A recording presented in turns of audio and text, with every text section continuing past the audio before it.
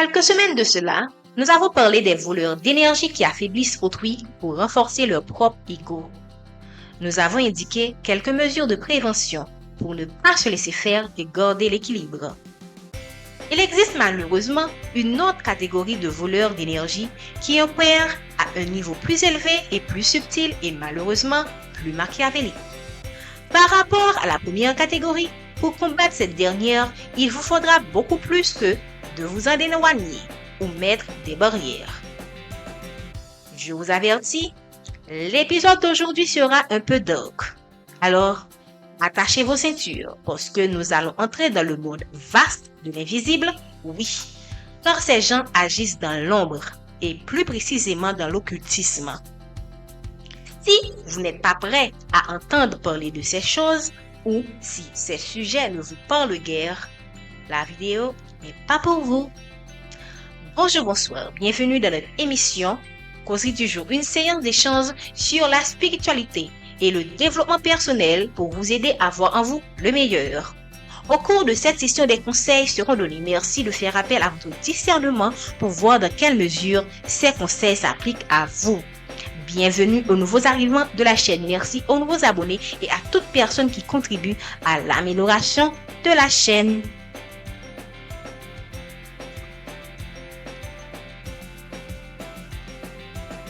Savez-vous qu'il existe des gens qui estiment que ce que Dieu vous a donné naturellement, vous ne le méritez pas? Oui, car Dieu nous a tous créés avec des dons et des talents et aussi des capacités psychiques pour que vous puissiez apporter la lumière et l'espoir ici-bas et le rendre meilleur. Tout le monde peut développer ces dons et les mettre à profit pour eux, mais aussi pour le monde entier.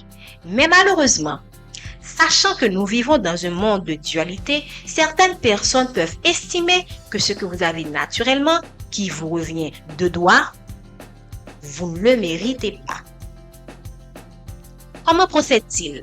Comment reconnaître les signes d'alerte de leur manifestation et comment s'en protéger? Rappelez-vous que je vous ai dit que votre âme ou votre essence est la chose la plus précieuse que Dieu puisse vous donner. Et vous devez la conserver. Voyez-la comme le carburant d'une voiture. Et ces personnes, qu'est-ce qu'elles font au juste? Elles prennent ce carburant pour la mettre dans leur propre véhicule pendant que votre véhicule ne peut plus fonctionner. Comment cela se traduit-il dans la vie? Vous vous retrouvez sans rien, sans but, sans vie, sans identité, sans aucune motivation et tout simplement désespéré. C'est dans ce sens qu'on parle de voler votre destinée, voler votre étoile. Qu'est-ce que cela signifie? Cela signifie qu'on vole toutes les opportunités, occasions que vous pourriez avoir pour évoluer et vous vous retrouvez à vivre la vie de quelqu'un d'autre, une vie que vous n'avez pas choisie alors que quelqu'un d'autre vit votre vie. Si vous ne saviez pas à quel point votre âme est précieuse, alors c'est le moment d'en prendre conscience. Votre âme contient le plan que Dieu a mis en vous pour que vous puissiez vous concrétiser sur terre. Considérez-la comme un programme, comme le programme informatique de toute votre vie. Et comme programme informatique, on peut le pirater et pire, y insérer un virus pour le dater. Quand on vole votre étoile, on change votre destinée. On insère un autre programme pour récupérer ce que Dieu a planifié pour vous et on y insère un virus destructeur pour vous désorienter complètement dans votre vie. Fort heureusement, et comme pour tout programme informatique, vous pouvez le nettoyer pour retrouver son fonctionnement. Car il existe des solutions de prévention, de détection, de correction face à ces situations.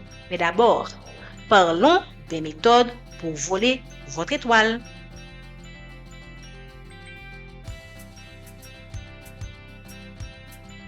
Parlant des méthodes, cela se fait à deux niveaux. D'abord sur le plan physique, puis sur le plan spirituel. Sur le plan physique, ces gens se retrouvent auprès de tout le monde à vous dénigrer, à vous rabaisser, à détruire votre réputation et à vous traiter de tous les noms d'oiseaux, mélangeant vérité et mensonge pour que tout le monde ait une mauvaise opinion de vous et réduit ainsi vos opportunités.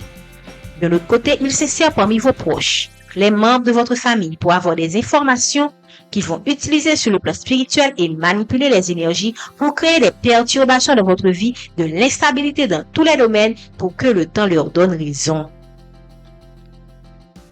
Vous pouvez remarquer la manifestation de ces manipulations sur le plan spirituel de plusieurs façons et en particulier à travers vos rêves. En voici quelques exemples. Vous rêvez que vous mangez dans votre sommeil. Manger dans son sommeil ne signifie pas nécessairement que vous avez bon appétit. Cela peut signifier qu'on vous donne du poison mystique qui va déséquilibrer vos chakras, créer dans votre corps des maladies incurables comme le cancer, le sida, les maladies rénaux ou encore créer des déséquilibres dans votre vie en général et dans votre vie amoureuse. Un autre exemple de ces manifestations dans le rêve est le rêve de couche de nuit. C'est-à-dire que vous rêvez que vous faites l'amour avec quelqu'un. En fait, ce que l'on fait, c'est qu'on vous insère des saletés qui vont se manifester par des maladies sexuelles, de l'infertilité et encore du déséquilibre. Et on prend en échange votre lumière. Vous pouvez aussi rêver que vous perdez un objet comme vos chaussures qui représentent votre destinée ou encore votre montre qui peut vouloir dire qu'on vous met en retard par rapport à ce qui était prévu pour vous. Il y a encore tant d'autres rêves. Maintenant, nous arrivons au point où nous devons parler des solutions. Parce que oui, heureusement, il y a des solutions. La première solution est la prise de conscience des conséquences de vos actions et de votre responsabilité en ce sens. Demandez-vous qu'est-ce que vous avez fait pour en arriver là. Ce n'est pas pour justifier ces actions que je relate formellement d'ailleurs. De toute façon, eux-mêmes auront à répondre tôt ou tard de leurs actions. Mais en prenant la responsabilité de vos actions, vous agissez comme le maître de votre vie et acceptez de prendre votre destin en main et de changer le cours des événements. La deuxième solution est de commencer à vous éveiller spirituellement. Votre éveil spirituel va vous permettre d'être plus conscient de vous, de vos croyances, de vos valeurs, des autres et du monde dans lequel vous vivez. Au cours du processus d'éveil, vous pouvez vous retrouver à revoir certaines croyances limitantes reçues dans l'éducation qui ne vous servent plus à rien. Vous pouvez vous retrouver à laisser partir certaines personnes de votre vie qui ne sont plus alignées avec la personne que vous êtes ou que ce sont ces gens qui sortent elles-mêmes de votre vie. De notre côté, d'autres personnes ayant un taux vibratoire aligné avec le vôtre font leur entrée. La troisième solution est d'apprendre à écouter votre intuition. Votre éveil spirituel va vous permettre de développer des dons psychiques que Dieu vous donne pour vivre ici-bas. Vous pouvez par exemple développer de manière décuplée votre intuition, ce qui va beaucoup vous aider dans votre vie en général. Vous pouvez atteindre un niveau où tout ce qui va se passer à l'avance vous est révélé pour mieux vous y préparer. Vous aurez des ressentis et des pressentiments qu'il ne faut pas prendre à la légère.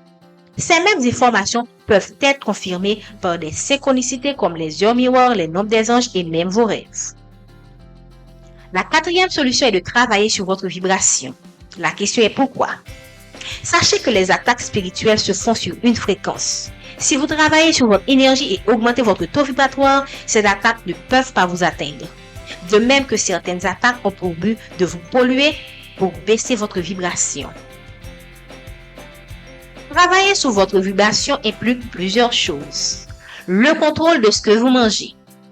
Oui, car certains aliments vous polluent physiquement comme spirituellement et attirent certaines entités négatives en vous ou autour de vous. Cela facilite les gens qui vous attaquent quand vous mangez tout et n'importe quoi. Les endroits que vous fréquentez. Il existe des endroits qui ont de forts taux vibratoires, tout comme certains endroits ont de faibles taux vibratoires. Cela implique aussi le contrôle de votre environnement. Faites en sorte que votre maison attire des énergies positives en tout temps et repousse la négativité. Le contrôle des personnes qui entrent dans votre vie. Je suis sûre que vous avez déjà vécu des expériences positives ou négatives qui vous font comprendre pourquoi il faut prendre ce point au sérieux. De plus, quand votre taux vibratoire ne s'aligne plus avec certaines personnes sans effort, l'univers va les enlever dans votre vie et vous devez simplement l'accepter. Les émotions que vous nourrissez. Faites toujours de votre mieux pour ressentir la gratitude en toutes circonstances. Cultivez l'enthousiasme, la positivité en tout temps. Les attaques spirituelles ont pour but de vous mettre dans des émotions basses comme la rancune, la colère, le chagrin, le désespoir, la peur. Luttez pour ne pas rester dans des émotions qui vont vous empêcher de voir le côté positif de la vie. La cinquième solution est de vous connecter à vos ancêtres de lumière et à vos guides. La question est de comprendre leur rôle dans votre vie. Il s'agit tout simplement de vous guider, vous accompagner et vous protéger. Ils ont intérêt à vous aider car lorsque vous enfantez, vous donnez naissance à un, ou cela dépend, à vos ancêtres. Donc cela signifie que tant que vous avez une conscience élevée, vous serez quelqu'un de plus en plus évolué, votre vie sera meilleure et l'enfant que vous allez enfanter aura de fortes chances d'avoir aussi une conscience élevée. Cela signifie qu'il sera une lumière pour rendre le monde meilleur. Quand vous connectez à vos ancêtres de lumière, ils vont vous protéger car tout comme une mère protège ses enfants, eux aussi vont vous protéger. Comme si vous étiez une maison et eux, vos gardes du corps féroces qui sont là pour vous défendre et vous faire justice face à ces personnes qui s'en prennent à vous en compagnie de vos anges gardiens. En aucun cas, même si ces gens s'acharnent contre vous, vous ne devez chercher à vous venger. Pourquoi? Parce qu'en agissant ainsi, vous vous livrez à la colère et à la vengeance et vous n'êtes plus sous la protection divine. Croyez-moi que le retour de bâton de vos ancêtres et du divin est de loin meilleur que la vôtre. Je ferai une autre vidéo pour mieux illustrer ce dernier point en relation avec une phrase mémorable qu'on connaît tous de Jésus. Le 6e point est d'acquérir des connaissances spirituelles. Car plus vous comprendrez comment votre corps fonctionne, comment le monde spirituel fonctionne, plus vous serez en mesure de détecter toute anomalie et de prendre les dispositions nécessaires pour y remédier et surtout d'avoir une vie plus équilibrée et harmonieuse avec vous-même et l'extérieur. En conclusion, l'ensemble de ces points vont vous permettre de créer une base spirituelle solide qui vont vous permettre de bâtir une vie de manière générale. Si au cours de votre existence vous faites face à des tempêtes, cette base va vous permettre de garder le cap et de vivre les hauts et les bas de la vie avec force et résilience. Ce qui va renforcer votre caractère et contribuer à votre développement personnel, comme si ces pierres d'achoppement étaient en fait des bénédictions déguisées. Nous terminons cette vidéo avec la pensée suivante. Écoutez votre cœur et votre intuition. Dans le voyage de la vie, ils sont vos seuls guides. Merci, bonne soirée et bonne semaine.